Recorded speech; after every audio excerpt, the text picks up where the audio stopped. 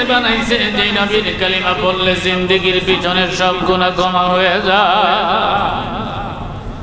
ওমর তখন মুসলমান হয় নাই, নবীজি দরবারে হাজির হয়ে তরবারিটা তখন ধাঁধা করতেছে। তরবারিটা নবীজির কদম মোবারকের পাশে তরবারিটা রেখে বলে, ইয়া রাসূলুল্লাহ, নবী গো, আগে বলেন আপনি কি সত্য নবী কিনা? সুবহানাল্লাহ। নবীজি বলেন, আমার রে, আমাকে আল্লাহ সত্য নবী এবং শ্রেষ্ঠ নবী বানাইছে। আল্লাহু আকবার।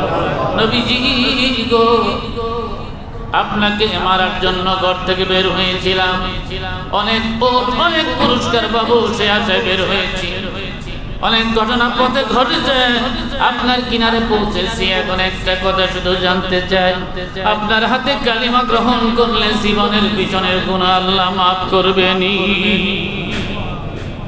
নবীজি বলে, ওমর রে, এটা এমন এক কালিমা যেই কালিমা গ্রহণ করলে জীবনের পিছনের সব গুনাহ সঙ্গে সঙ্গে মুছে যায়।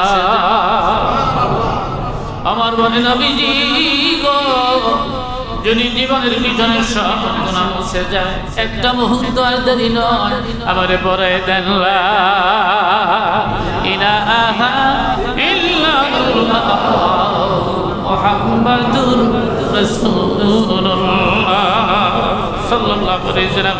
আমার কালিমাটা পাঠ করে সঙ্গে সঙ্গে দাঁড়ায় বলে, ইয়া রাসূলুল্লাহ, আজকে থেকে প্রকাশ্যে আযান হবে। আল্লাহু আকবার। আজকে থেকে প্রকাশ্য আযান হবে, আজকে থেকে কাবা ঘরের আঙ্গিনায় প্রকাশ্যে নামাজ হবে। আমি ওমর দাঁড়িয়ে ঘোষণা দিলাম, মক্কার কোন কাফির আছে আপনারে বাধা দিতে? এক একটা কাফেরকে আমি টুকরো টুকরো করে জমিনের মধ্যে ফেলে দিব। আল্লাহু আকবার।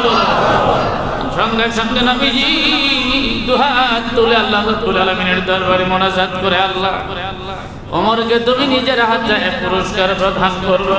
সুবহানাল্লাহ। আম্মা জান হযরত আয়েশা পূর্ণিমার রাত ঘর থেকে বের হয়েছে, নবীজির সঙ্গে হযরত আয়েশা বলেন, ইয়া রাসূলুল্লাহ, আমি একটা প্রশ্ন করব গো নবী। নবীজি বলে, আয়েশা কি প্রশ্ন? আয়েশা বলেন, ইয়া রাসূলুল্লাহ, আকাশের তারকা পৃথিবীর কোন মানুষ গুণে শেষ করতে পারবেনি।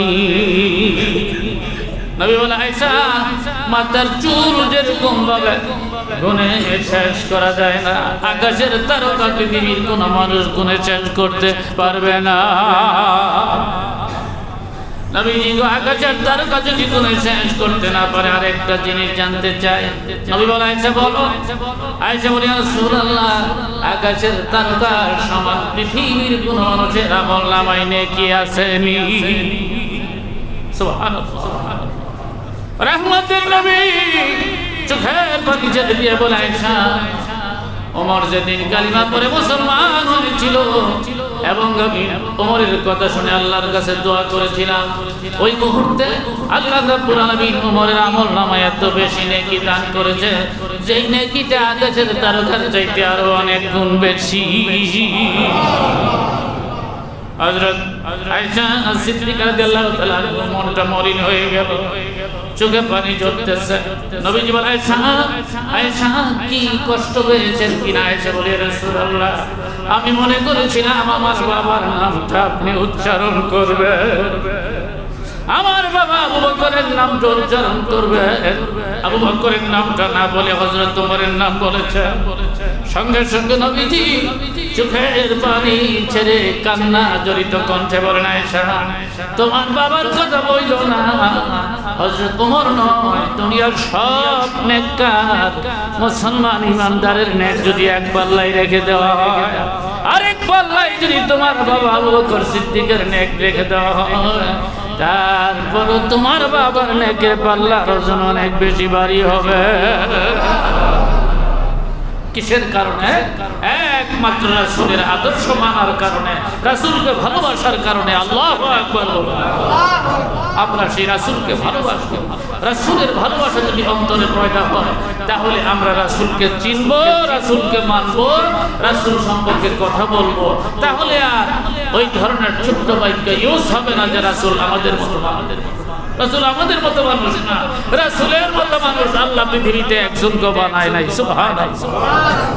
সুতরাং আমরা 5 ওয়াক্ত নামাজ কায়েম করব, মিলে মিশে চলবো, বান্দার হক ইচ্ছা করে কখন নষ্ট করব না। ভুল হয়ে গেলে চলার পথে তওবার দরজা এখনো খোলা আছে।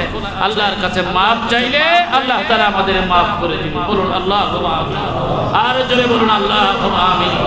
তাহলে আমরা আজকের আলোচনায় এইটাই প্রতীয়মান হয়, এইটাই বুঝতে পারলাম যে মুহাম্মদ সাল্লাল্লাহু আলাইহি ওয়াসাল্লাম আমাদের মতো মানুষ না, তিনি পৃথিবীর শ্রেষ্ঠ মানুষ। আল্লাহু আকবার বলুন।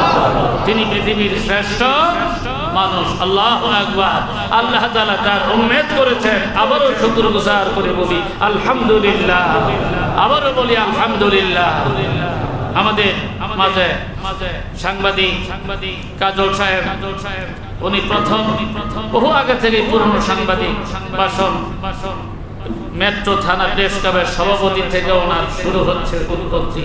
এখন যাইতে যাইতে জাতীয় সাংবাদিক সংস্থা সারা বাংলাদেশের কেন্দ্রীয় কমিটির যুগ্ম মহাসচিব নির্বাচিত হয়েছে।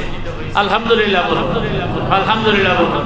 আমরা ওনার কাছে শুধু এই প্রত্যাশা করি, দেশ এবং জাতি যেই সকল কথাগুলো লিখলে, যেই সকল কথাগুলো বললে মানুষের কল্যাণ হবে, জাতির কল্যাণ হবে, সত্যটা বের হয়ে আসবে, উনি এবং ওনার অধীনস্থ যারা আছে তারা যেন এই কাজটা করতে পারে। আল্লাহর কাছে আমরা এই দোয়া ওনার জন্য করি। বলুন আল্লাহুম্মা আমিন। আমাদের প্রত্যেকের মা বাবার জন্য দোয়া করি, যারা কবরে চলে গেছে আল্লাহ তাআলা মাফ করুন, যারা বেঁচে আছেন আল্লাহ তাআলা নেক হায়াত দারাজ করুন। বলুন আল্লাহুম্মা আমিন। আর জোরে বলুন আল্লাহুম্মা আমিন। ওয়া মা আলাইনা ইল্লাল বালাগ। আসসালামু আলাইকুম ওয়া রাহমাতুল্লাহি।